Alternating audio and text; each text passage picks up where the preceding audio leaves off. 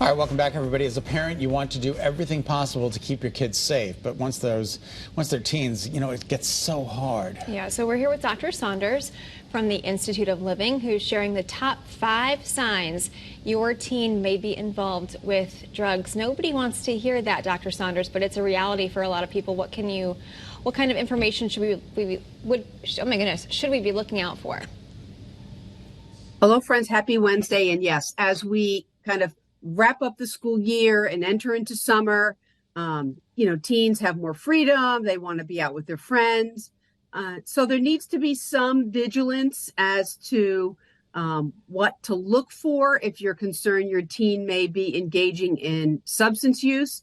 And while marijuana may be legal for those over 21, it's not okay to smoke, dab, take edibles, or do anything else when you're under 21, certainly, and as well as other substances. Alcohol, you can probably sense it and smell it on your kid's breath. At least I think you would be able to. I don't have children, so I wouldn't know, but I know friends, and I can smell when they've had alcohol in their breath. As opposed to substance abuse, it's getting harder to tell if the kids are high and maybe on pot or weed or whatever you call it, right? Yes, and because certainly marijuana comes in other forms, right? There's edibles, there's oils. You don't necessarily even need to smoke it anymore. A lot of times they use vape pens. Vaping, that maybe a vape pen that was set up for nicotine but is now being used for marijuana. So yes, it's getting harder and harder for parents, which is why you need to be really vigilant about changes in behavior as a way to keep track of whether or not your teens may be using substances.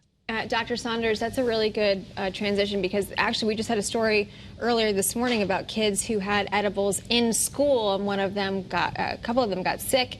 Are there, you said some of the signs, including maybe like a change in friend group. How do you know what some of those signs might be? You have to really keep a very close eye on your teen, right? Yes, parents know their kids. They know their teens.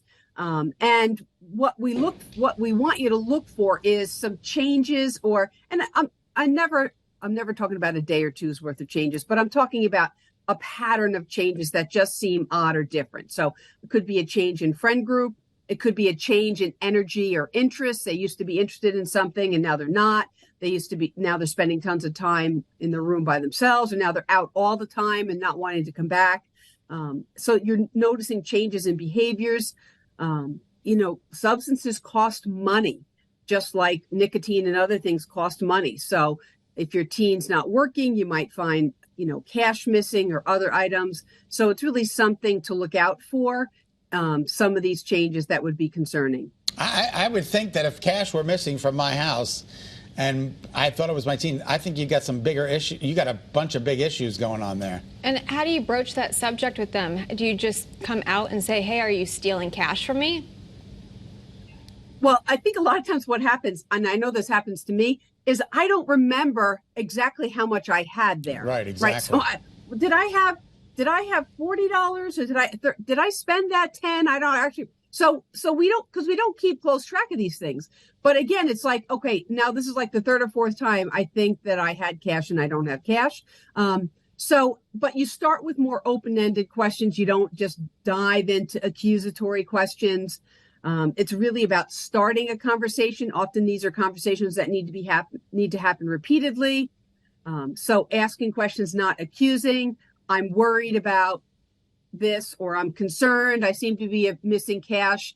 Have you seen anything lying around? Or I found some weird things in your room that I'd never seen before. What are they connected to? So it's really asking some more open-ended question, as opposed to coming down hard and saying, I think you're doing drugs, because that's just going to shut everything down. So coming at it from a place of concern is probably a better tactic. We're talking about why do teens use substances other than the fact that they want to fit in, manage mental health issues like anxiety and poor sleep, escape reality, relieve emotional pain. The list goes on and on. Yes. And, you notice that you didn't even list off sort of peer pressure, because right. A lot of times what happens is individuals drift towards those peers that are doing things that they want to do themselves. So it might be some peer exposure, but they often kind of connect with like-minded peers, or they find out this peer group's doing some things and experimenting and they want to try that. Often it is because they're trying to manage their own like impulse control or attentional issues or mood issues or anxiety. A lot of teens actually think marijuana is completely harmless because it's a plant that grows outside. So doing some psychoeducation is really important as well. All right. Thanks, Dr. Laura Saunders from the Institute of Living. We appreciate all of your sage advice. We hope you have a great